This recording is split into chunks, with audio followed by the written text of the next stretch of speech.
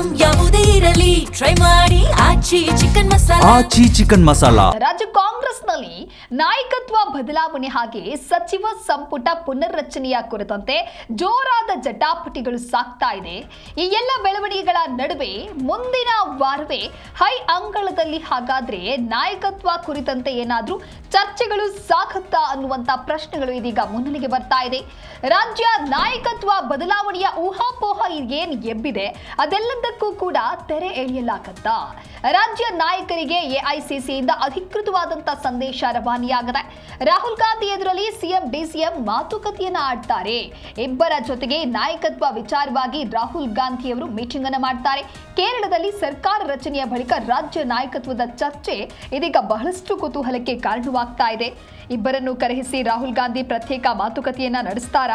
ದೆಹಲಿ ಮೂಲಗಳಿಂದ ರಾಜ್ಯ ಹಿರಿಯ ನಾಯಕರಿಗೆ ಒಂದು ರೀತಿ ಸುಳಿವು ಸಿಕ್ಕಿದೆ.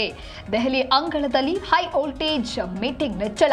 ಮೇ 15ರ ಬಳಿಕ ಈ ಸಂಪುಟ ಪುನರ್ರಚನೆ ಆಗಿರಬಹುದು ಅಥವಾ ನಾಯಕತ್ವ ಬದಲಾವಣೆ ಆಗಿರಬಹುದು, ಈ ಎಲ್ಲ ಗೊಂದಲಗಳಿಗೂ ಕೂಡ ಹಾಗಾದ್ರೆ ಒಂದು ಫುಲ್ ಸ್ಟಾಪ್ ಸಿಗುತ್ತಾ? ಯಾವ್ದಾದ್ರು ನಿರ್ಧಾರವನ್ನ ತೆಗೆದುಕೊಳ್ತಾರಾ ಅನ್ನೋದನ್ನ ಕಾದು ನೋಡ್ಬೇಕಾಗತ್ತೆ.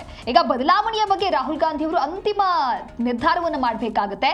ಸಿಎಂ ಬದಲಾವಣೆಯ ಗೊಂದಲಕ್ಕೆ ರಾಹುಲ್ ಗಾಂಧಿ ಅವರು ಯಾವ ರೀತಿಯಾದಂತಹ ಉತ್ತರವನ್ನ ನೀಡ್ತಾರೆ ಅಥವಾ ಅವರು ತೆಗೆದುಕೊಳ್ಳುವಂತಹ ನಿರ್ಧಾರ ಯಾವ ರೀತಿಯಾಗಿ ಪರಿಣಮಿಸುತ್ತೆ, ಜೊತೆಗೆ ಕಾಂಗ್ರೆಸ್ ಹೈಕಮಾಂಡ್ ಇದೀಗ ಯಾವ ರೀತಿಯಾದಂತಹ ನಡೆಯನ್ನ ಸಾಧಿಸುತ್ತೆ ಅನ್ನೋದೇ ಒಂದು ಕಡೆ ಬಹಳಷ್ಟು ಕುತೂಹಲಕ್ಕೆ ಕಾರಣ ಆಗಿದೆ. ಕೆಲವು ದಿನಗಳ ಹಿಂದೆ ಅಷ್ಟೇ ಮಲ್ಲಿಕಾರ್ಜುನ್ ಖರ್ಗೆ ಅವರು ಒಂದು ಸ್ಟೇಟ್ಮೆಂಟ್ ಅನ್ನ ಕೊಡ್ತಾರೆ.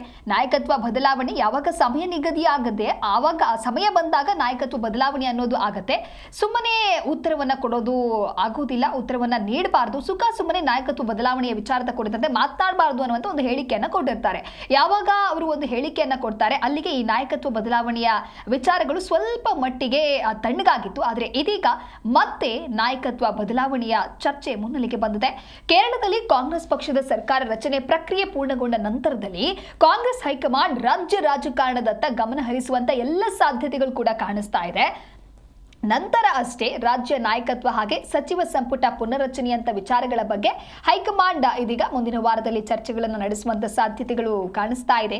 ಇನ್ನು ಕಾಂಗ್ರೆಸ್ ಹೈಕಮಾಂಡ್ ಮೇ 10ರವರೆಗೂ ಕೂಡ ಕೇರಳ ಸಿಎಂ ಆಯ್ಕೆ ವಿಚಾರದಲ್ಲಿ ಸಂಪೂರ್ಣ ಬ್ಯುಸಿ ಆಗಿರ್ತಾರೆ. ನಂತರ ಅಂದ್ರೆ ಬಹುತೇಕ ಮೇ 13 ಅಥವಾ 14ರ ವೇಳೆಗೆ ರಾಜ್ಯ ರಾಜಕಾರಣದ ಬಗ್ಗೆಯೂ ಕೂಡ ಗಮನ ಹರಿಸಲಾಗತ್ತೆ. ಮೇ 15ರ ಬಳಿಕ ಪುನರ್ರಚನೆ ಅಥವಾ ನಾಯಕತ್ವದ ಬಗ್ಗೆ ಯಾವುದಾದ್ರೂ ತೀರ್ಮಾನವನ್ನ ತೆಗೆದುಕೊಳ್ಳುವ ಸಾಧ್ಯತೆ ಇದೆ. ಈ ಕುರಿತು ಮತ್ತಷ್ಟು ಮಾಹಿತಿಯನ್ನು ನೀಡ್ತಾರೆ ನಮ್ಮ ಪ್ರತಿನಿಧಿ ರಾಜಪ್ಪ ಸುತ್ತೂರು ದೂರವಾಣಿ ಸಂಪರ್ಕದಲ್ಲಿ. ರಾಜಪ್ಪ, ಈಗ ರಾಜ್ಯ ಕಾಂಗ್ರೆಸ್ ಅಂತ ಅಂದಾಗ ಒಂದು ರೀತಿ ಗೊಂದಲದ ಗೂಡಾಗಿದೆ. ಹಾಗಾಗಿ ಮೇ 15ರ ಬಳಿಕ ಆದ್ರೂ ಕೂಡ ಈಗ ಏನು ಸಂಪುಟ ಪುನರ್ರಚನೆ ಆಗಿರ್ಬೋದು, ನಾಯಕತ್ವ ಗೊಂದಲ ಇರಬಹುದು, ಇದೆಲ್ಲದಕ್ಕೂ ಕೂಡ ತೆರೆ ಬೀಳಬಹುದಾ? ಈ ಒಂದು ಪಂಚರಾಜ್ಯಗಳ ಚುನಾವಣೆ ಮತ್ತು ಚುನಾವಣೆ ಫಲಿತಾಂಶ ಆ ಒಂದು ಹಿನ್ನೆಲೆಯಲ್ಲಿ ರಾಜ್ಯದ ರಾಜಕಾರಣ ಮತ್ತಷ್ಟು ಗರಿಗೆದರುವಂತಹ ಒಂದು ಸಾಧ್ಯತೆ ಇದೆ. ಮೇ ಮೊದಲ ವಾರ ಅಂದ್ರೆ ಇದು ಈ ತಿಂಗಳ ಮೊದಲ ವಾರದಲ್ಲಿ ಕೆಲವರು ದೆಹಲಿಗೆ ತೆರಳಬೇಕು ಅಂತ ಶಾಸಕರು ಸಹ ಅಭಿಪ್ರಾಯ ವ್ಯಕ್ತಪಡಿಸಿದ್ರು ಮತ್ತು ಮುಖ್ಯಮಂತ್ರಿ ಸಿದ್ದರಾಮಯ್ಯವರು ಸಹ ಈ ಎಲ್ಲ ಬೆಳವಣಿಗೆ ನಂತರ ಅವರು ದೆಹಲಿಗೆ ತೆರಳಿ ಪಕ್ಷದ ವರಿಷ್ಠರ ಚರ್ಚಿಸಬೇಕು ಅಂತ ಅನ್ಕೊಂಡಿದ್ರು. ಆದ್ರೆ ಎಲ್ಲರೂ ಸಹ ಕೇರಳ ಚುನಾವಣೆಯ ಫಲಿತಾಂಶ ಮತ್ತು ಅಲ್ಲಿ ಸರ್ಕಾರ ರಚನೆ ಬಗ್ಗೆ ತಲೆ ಕೆಡಿಸ್ಕೊಂಡಿದ್ದಾರೆ ಮತ್ತು ರಾಹುಲ್ ಗಾಂಧಿ ಅಂಡಮಾನ್ ನಿಕೋಬಾರ್ ನಲ್ಲಿ ಅವರು ಸಹ ಪ್ರವಾಸ ಕೈಗೊಂಡು ನಂತರ ಅವರು ದೆಹಲಿಗೆ ಬರ್ತಾರೆ. ಅದಾದ ನಂತರ ಈ ಒಂದು ಬೆಳವಣಿಗೆ ಬಗ್ಗೆ ಒಂದಷ್ಟು ಚರ್ಚೆ ನಡೆಸುವಂತ ಸಾಧ್ಯತೆ ಇದೆ. ಮುಖ್ಯಮಂತ್ರಿ ಸಿದ್ದರಾಮಯ್ಯ ನಿನ್ನೆ ಪತ್ರಿಕಾ ಘೋಷಣೆ ಹೇಳಿದ್ರು ಪಕ್ಷದ ವರಿಷ್ಠ ಒಂದ್ ವೇಳೆ ಕರೆದ ನಾವು ದೆಹಲಿಗೆ ಹೋಗ್ತಾನೆ ಅಂತ. ಹಾಗಾಗಿ ದೆಹಲಿಗೆ 9ರ ಬಳಿಕ ಕೆಲ ಶಾಸಕರು ದೆಹಲಿಗೆ ತೆರಳಿ ಪಕ್ಷದ ವರಿಷ್ಠನ ಭೇಟಿ ಮಾಡಬೇಕು ಅಂತ ಚಿಂತನೆ ನಡೆಸಿದ್ದಾರೆ. ಆದ್ರೆ ಮಲ್ಲಿಕಾರ್ಜುನ್ ಖರ್ಗೆ ಅವರು ಮತ್ತು ರಾಹುಲ್ ಗಾಂಧಿ ಅವರು ಮೇ 2ನೇ ವಾರ ಅಂದ್ರೆ 10ನೇ ತಾರೀಕು ಇರ್ಬೋದು ಅಥವಾ 15ರ ನಂತರ ಇವರಿಬ್ಬರನ್ನ ಮುಖ್ಯಮಂತ್ರಿ ಸಿದ್ದರಾಮಯ್ಯ ಮತ್ತು ಡಿಸಿಎಂ ಡಿ.ಕೆ. ಶಿವಕುಮಾರ್ ಇಬ್ಬರನ್ನು ಸಹ ದೆಹಲಿಗೆ ಕರೆಸ್ಕೊಂಡು ಈ ಒಂದು ಗೊಂದಲವನ್ನ ಅಥವಾ ರಾಜ್ಯ ರಾಜಕಾರಣ ನಡೆಸಿರುವಂತಹ ಈ ಒಂದು ಬೆಳವಣಿಗೆನ ಬಗೆಹರಿಸಬೇಕು ಅಂತ.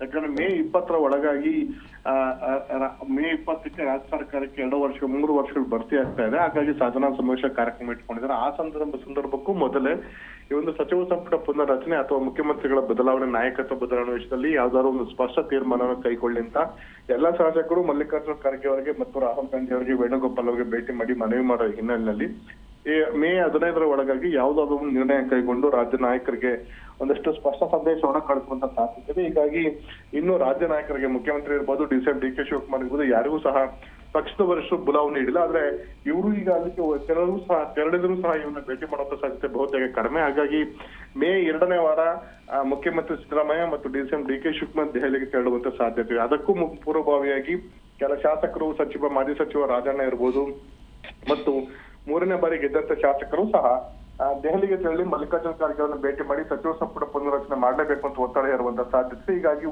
ಮೇ 9 ಅಥವಾ 10ನೇ ತಾರೀಕು ಅವರು ಸಹ ಶಾಸಕರು ದೆಹಲಿಗೆ ತೆರಳಬೇಕು ಅಂತ ಒಂದು ಟೀಮ್ ತೀರ್ಮಾನ ಕೈಗೊಂಡಿದೆ.